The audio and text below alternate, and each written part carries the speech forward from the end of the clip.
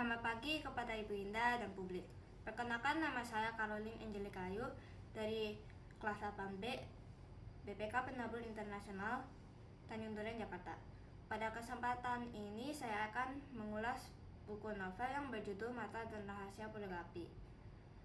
Tujuan saya dalam membuat video ini adalah untuk penilaian ujian akhir Bahasa Indonesia semester kedua tahun ajaran 2024 sampai 2025. Novel Mata dan Rahasia Poligrafi ditulis oleh Oki Madasari. Novel ini diterbitkan oleh Gramedia Pustaka Utama pada tahun 2018. Novel yang beredar sekarang merupakan cetakan ke-7 dan memiliki 256 halaman. Novel ini menceritakan tentang petualangan seorang anak yang bernama Matara yang biasa dipanggil Mata. Dalam petualangannya, Mata ditemani oleh seekor kucing hitam yang bisa berbicara dan telah hidup selama ribuan tahun, bernama Molu. Mata menyusuri waktu dan menjelajah masa lalu. Molu menjelaskan tentang peristiwa-peristiwa yang telah terjadi di Pulau Gapi. Peristiwa-peristiwa yang menjawab semua rasa penasaran Matara. Selain itu ada juga si Laba-Laba. Si Laba-Laba merupakan jelmaan anjing peliharaan Sultan yang setia menjaga benteng. Pada akhirnya, Mata, Molu, dan si Laba-Laba memikirkan solusi untuk menjaga benteng pusaka dari orang-orang yang tidak bertanggung jawab. Tema novel ini adalah mengenai sejarah dan peninggalannya yang hampir dilupakan oleh masyarakat Pulau Gapi. Bukti pendukungnya adalah sebagai berikut. Sultan yang baru tak tahu bahwa mereka semua sama saja.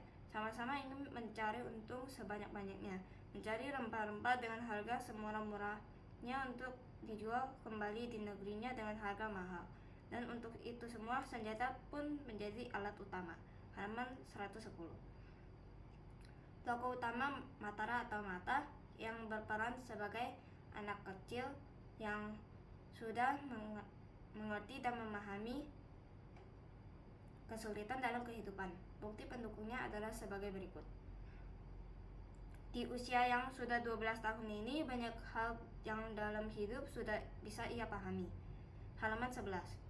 Novel ini memiliki alur campuran di mana pada awal cerita menjelaskan secara berurutan, tetapi ada cerita yang dari masa lalu yang menjelaskan cerita utama. Bukti pendukungnya adalah sebagai berikut. Alur maju, ia akan sekolah di sini. Ia harus mencari kawan baru di sini. Ia harus kembali mencari hal-hal yang ia senangi di tempat ini. Halaman 11. Alur mundur, suatu hari barisan orang kulit putih datang. Tubuh dan kulit mereka mirip dengan orang-orang Portugis yang dulu telah terusir. Namun mereka bicara dalam bahasa yang berbeda. Mereka orang-orang Belanda. Halaman 109. Latar tempat dalam Mata dan Rahasia Poligrafi adalah di wilayah utara Maluku. Bukti pendukungnya adalah sebagai berikut. Ya, disitulah mereka sekarang, di Pulau Gapi, menghadap Pulau Maitara dan Pulau Tidore, seperti dalam selembar uang seribuan yang biasa diberikan pada Matara setiap hari untuk dijajan. Halaman 18. Latar waktu dalam novel Mata dan Rahasia Poligrafi terjadi pada pagi hari, siang hari, malam hari, dan beberapa tahun lalu. Sudut pandang dalam novel ini digunakan adalah sudut pandang orang ketiga. Ini bisa dibuktikan karena penulisnya menggunakan sudut pandang ketiga untuk menceritakan tentang petualangan seorang anak. Bukti pendukungnya adalah sebagai berikut. Matara duduk menangis di salah satu sudut di dalam rumahnya. Mama dan papanya duduk di hadapan Mataram, sementara Molu mengintip dari lubang di dekat jendela. Halaman 181. Amanat atau pesan moral dalam cerita ini adalah mengenai makna kesetiaan dan mengenai pentingnya untuk menjaga kelestarian dan budaya di tempat bersejarah. Bukti pendukungnya adalah sebagai berikut. Benteng-benteng ini harus jadi tempat yang nyaman dan dicintai semua orang, kata sang sultan. Tak ada yang serem di benteng ini. Benteng ini akan selalu menjaga kita jika kita pun menjaganya. Halaman 250. Keunggulan dari novel ini adalah yang pertama, menggunakan bahasa yang baik yang mudah dipahami oleh anak-anak dan orang tua. Bukti pendukungnya adalah sebagai berikut. Si laba-laba jadi tenang dan lega, tapi ia sedih. Mataram dan Molu tak lagi datang ke benteng untuk menemuinya. Ia kehilangan teman yang baru saja dimilikinya. Si laba-laba jadi malas melakukan apa-apa. Dia memilih menggali liang dan tidur di dalamnya sepanjang hari. Halaman 249. Dari paragraf tersebut, bahasa yang digunakan sangat mudah dipahami oleh anak-anak. Kekurangan dari novel ini adalah peran tokoh utama, Mataram, sangat singkat dan kurang.